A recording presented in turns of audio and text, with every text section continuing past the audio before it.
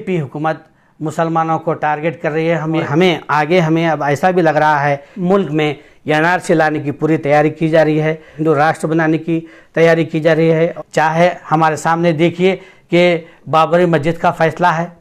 और तलाक़ सलासा बिल है, गाँव कशी बिल है, और उसके बाद एनआरसी, सीए, एनपीआर जैसे कानून जो खालिश मुसलमानों के ख़िलाफ़ थे उनको लाने की उन्होंने कोशिश की, और कई एक बिल हमारे ख़िलाफ़ मंजूर किए, यूएपीए एक्ट को लागू किया, और उसके बाद गाँव कशी बिल को उन्होंने यहाँ पर इंट्रोड्यूस किया और उसमें कई एक सज़ा और जुर्माने का प्राविधान उन्होंने रखा। उसके बाद आपने देखा कि हिजाब का मामला किस तरीके से उठाया गया और इसको मौज़ूए बहस बना करके पूरे इंटरनेशनल कम्युनिटी के सामने हमको बदनाम करने की कोशिश की। और फिर हाल ही में कर्नाटक में तब्दीली मज़हब कानून को ऐवान में, दोनों ऐवानों में कर्नाटक के पास किया गया, और कई एक माजी में उलमाए कराम को, सहाफ़ियों को जो हक़ की आवाज़ थे, अपनी बात को रख रहे थे, उनको उन्होंने गिरफ़्तार किया। उनके ख़िलाफ़ कोई सबूत पाए नहीं गए। आज सेमी को बैन कर 21 साल हो रहे हैं, लेकिन सेमी के ख़िलाफ़ कोई आज तक भी सबूत वो कोर्ट में, अदालत में पेश नहीं कर सके। उसके बावजूद सेमी को पूरी तरीके से बदनाम कर बंद कर दिया गया, और सेमी को पीएफआई और एसडीपीआई से जोड़ कर फिर वही वो काम यहाँ पर कर रहे हैं कि पीएफआई, एसडीपीआई वगैरह और दीगर तंजीमें वो सब मिल कर के देश के हित में ठीक नहीं है, अच्छा काम नहीं कर रहे हैं। ये बिल्कुल जो हमारा संविधान है उसके ख़िलाफ़ है। हक़ आज़ादी यानी आवाज़ और बात करने की जो आज़ादी है उसको यहाँ पर दबाने की कोशिश कर रही है। उसके बाद फिर हमने देखा है कि उत्तर प्रदेश सरकार ने किस तरीके से मुसलमानों को सड़कों पर, जब मस्जिदें नमाज से फुल हो जाती हैं तो लोग अपनी जान-ए-माल लेकर सड़क पर पड़ते थे, उसको बैन किया गया। और साथ ही साथ अब अज़ां को भी उन्होंने मसले को स्पीकर के ज़रिए ना देने की वो भी बात उठाई गई। और फिर अब जो हाल में जो मसला चल रहा है, मदरसों पर उंगलियां उठाई जा रही हैं। हालांकि मदरसे दीन के खिले हैं और यहाँ पर खालिस्तन अच्छी तालीम यहाँ दी जाती है, इंसान को इंसान बनाने की बात कही जाती है, और सबको मिलजुल कर रहने की वहाँ पर बात की जाती है, एक दूसरे के एहतराम करने की बात की जाती है। मदरसों को भी निशाना बनाया जा रहा है, और हमारे कई एक मुल्क में मसाजिद हैं उनको भी यहाँ पर वो टारगेट कर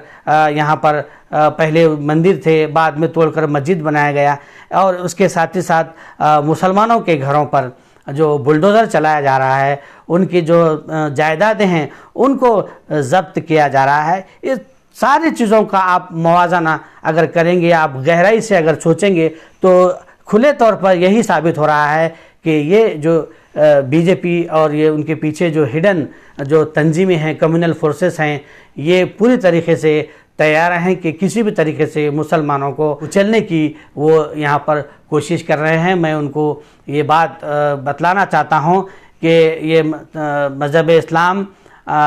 ऐसा वैसा मज़हब नहीं है, ये सुबह क़यामत तक ये मज़हब रहने वाला है। और जिस कौम में मसले, मसाइल और चैलेंजेस नहीं रहते वो कौम तबाह व बर्बाद हो जाती है, ख़त्म हो जाती है। यहाँ पर यही वजह है कि हमारे पास आज कई एक मसले मसाइल हैं, इसीलिए हमें यकीन है कि हमारा जो मज़हब है, हमारा जो इस्लाम है, सुबह क़यामत तक क़ायम रहेगा। दिपिन साहब IPS और गिरीश जी ने दो मसलों पर यहाँ पर उन्होंने हमें मीटिंग तलब की थी, एक जुलूस मिलादुन्नबी और PFI को लेकर के गुलबर्गा शहर में अमन व अमान कायम रखने की और पुलिस को के साथ ताउन करने की उन्होंने बात की थी। मेरे साथ इम्तियाज़ सिद्दीकी और कई एक कांग्रेस के कारपोरेटर्स थे। तो मैंने दो टोक अंदाज में मैंने और हमारे दो साथियों ने कहा कि यहाँ पर गुलबर्गा शहर में एजाज़ अहमद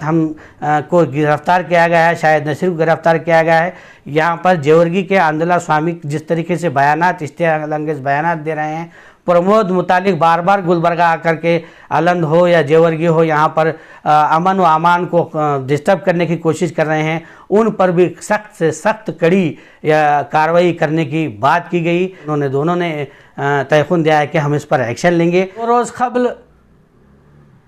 NIA की जानिब से गिरफ्तारियों पर डिटेन किए जाने पर इस एक्ट की सख्ती के साथ मज़म्मत करता हूँ, स्ट्रांगली कंडम करता हूँ। बीजेपी हुकूमत मुसलमानों को टारगेट कर रही है। हम ये शुरू से कह रहे हैं, उनके साथ उनके पीछे कई एक अहम जो फ़िरका परस्त ताकतें हैं, जो एजेंडा उनका है, उस एजेंडे को ये बीजेपी हुकूमत रूब अमल लाने की पूरी कोशिश कर रही है कि एजाज अहमद और दीगर जो इनोसेंट हैं, जो मासूम हैं, वो जल्द से जल्द रिहा होंगे। मैं मरकज़ी महकमे वज़ीर दाखिला से ये डिमांड करता हूँ कि आप यहाँ पर कर्नाटक में श्री राम सेना, विश्व हिंदू परिषद, बजरंग दल जैसी तंजीमें बहुत ज़्यादा अमन व अमान को बिगाड़ने की कोशिश कर रहे हैं और क़ानून की धज्जियाँ उड़ा रही हैं। चाहे वो अलन का मामला हो, चाहे वो डीजे हल्दी का मामला हो, यहाँ पर कई एक मुस्लिम मासूम नौजवानों को गिरफ्तार किया गया और ये फसाद होने की वजह है ये तीनों चारों तंजीमें हैं, तो उन पर भी छापे मारे जाएं या NIA की जानिब से उन पर भी कार्रवाई की जाए। उन लोगों की भी, उन कायदीन की भी, उन लीडरों की भी जल्द से जल्द गिरफ्तारी की जाए, तभी हम समझेंगे कि मरकज़ी हुकूमत सब के लिए काम कर रही है। वरना ये तो सब पर जाहिर है आया है कि ये जो मरकज़ी हुकूमत है, बीजेपी हुकूमत है, स्टेट गवर्नमेंट है, ये पूरी तरीके से खालिस मुसलमानों के ख़िलाफ़ कार्रवाई कर रही है, एक्शन ले रही है और उनको हिरासा करने की कोई कसर ये लोग नहीं छोड़ रहे हैं। मैं वज़ीर दाखिला से ये भी डिमांड करता हूँ कि जल्द से जल्द जो एजाज अहमद है और उनके दीगर जो साथियाँ हैं उनको रिहा किया जाए, ताकि जो इनोसेंट हैं उनको इंसाफ मिल सके। मैं आखिर में यही कहूँगा कि अगर हम खामोश अगर बैठेंगे, अपनी आवाज़ को बुलंद नहीं करेंगे, तो याद रखिए कि माजी में हमारे सामने कई एक मिसाल है। सालेह अलैहिस्सलाम की जो ऊँटनी थी, उसको काटने वाले 4 अफराद थे और बाकी सभी लोग खामोश तमाशाई बने बैठे थे, तो अल्लाह सुब्हानहू व तआला ने पूरी कौम पर अज़ाब नासिल कर उस कौम को तबाह व बर्बाद कर दिया। तो हमें खामोश बैठना नहीं है। मैं ये भी इसलिए भी कहता हूँ कि 2 साल पहले मेरे साथ भी यही हादसा हुआ था, यानी मैं उससे इसकी तुलना नहीं कर रहा हूँ कि मिलादुन नबी के लिए गवर्नमेंट की जानिब से, वक्फ बोर्ड की जानिब से गाइडलाइन जारी किए गए थे, तो हमने सख्ती के साथ उसका, हमने और दीगर साथियों ने एहतजाज किया था मुस्लिम चौक पर, जिसके बाद हमने गवर्नमेंट और वक्फ बोर्ड के ख़िलाफ़ जो गाइडलाइन मनगढ़ंत कहानी बनाकर लाए गए थे, जुलूस को ना निकालने की बात की गई थी, तो मुझे यहाँ के जो दी-देन जो कमिश्नर थे सतीश कुमार जी ने, उन्होंने गुंडा एलिमेंट कहकर मुझे कहा था। लेकिन उस वक्त भी हमारे जो लीडरान हैं, हमारे जो ज़िम्मेदारान हैं, वो खामोश तमाशाई बहने रहे। और मैं ये भी कहूँगा कि उस वक्त जब कमिश्नर ने एक फंक्शन में मुझे मिले, सतीश कुमार साहब ने, उन्होंने खुद कहा कि चुलबुल साहब मुझे मिसगाइड किया गया, आप ही के लीडरों ने, आप ही के MLA ने आकर के आपके ख़िलाफ़ शिकायत दर्ज की थी, जिसकी वजह से मैं उस बात को समझ नहीं सका। उन्होंने उस वक्त मुझसे माजरत चाही। तो कहने का मतलब यह है कि हमारे दरमियान भी बहुत सारे लोग ऐसे हैं जो अपने आकाओं को खुश करने के लिए, पार्टी के कायदीन को खुश करने के लिए, चापलूसी करने के लिए ये जो मुनाफिकाना हरकतें कर रहे हैं, उनको भी हमको समझना है, उनको भी पहचानना है। और जो हमारे दरमियान, मैं ये नहीं कह रहा कि मुझे और दीगर जो कायदीन हैं, वो कायदीन में बहुत सारी खामियां हैं, अच्छाइयां हैं, आप उनकी अच्छाइयों को भी देखिए। जो भी हैं, कैसे भी हैं, हमारे दरमियान जो हमारे लीडरान हैं, हमारे जो कायदीन हैं, जो काम कर रहे हैं, उनको आप